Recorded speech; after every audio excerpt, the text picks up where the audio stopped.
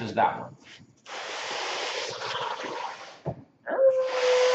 All right, so there it is. It's now matching. Her site is this one right over here. I know the camera can't see that, but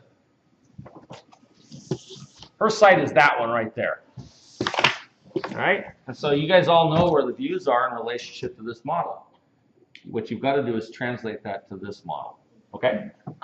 All right, so let's take a look at some of this. So I think she's sort of got the picture that you can't have your stuff hanging off the sides of the model, right? Off the sides of the site, because that's a no-no.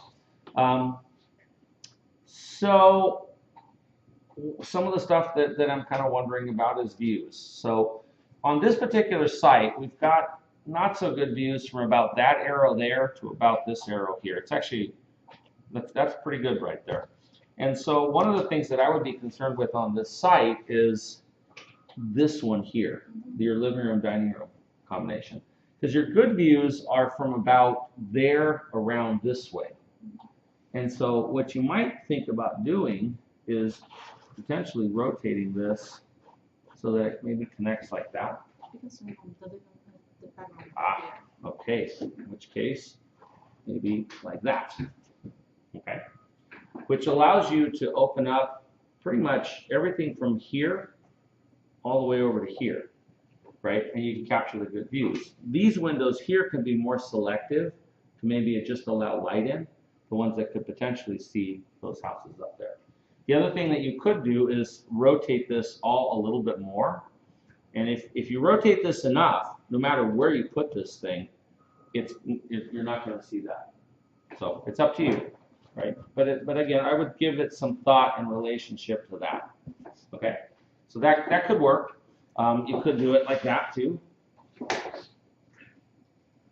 So I think what you want to do is you want to try and have as much of this open as you can and try to avoid windows over in that area.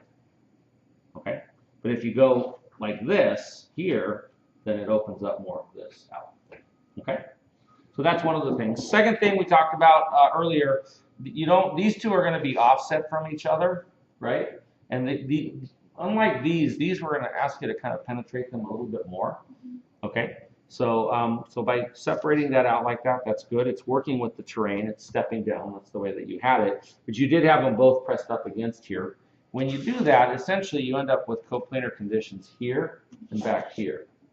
And part of what the exercise is about is kind of learning to do the opposite of that, which is to express as many of the surfaces and corner conditions as you can. I would keep, like some of these, like this one I'm assuming is going to be coplanar, but I don't know for sure. It's not, but it's going down. Okay, and so we did talk up here earlier about the problem with it going down. And so with these, you might want to go up with them. And the other thing about these that I would suggest is that you keep them all straight in a row and not have them step down. If you keep them all straight in a row, then what it allows you to do is express that exact repetition more clearly, okay, and more simply. Now, one of the suggestions that I have for you, your project is far enough along, is that you can cut this out and send this down one level, right? Possibly, probably only one, because you want this one to not go down, right? You want to have your 2 feet of differential there. So when you do that, it's going to kind of help with some of this.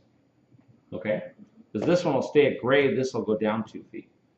And then you just have to elevate this one and this one. Okay? All right, what else? I think that's that. I think you're kind of ready for the next step, which is going to be to try and start to look at how these would engage the various elements.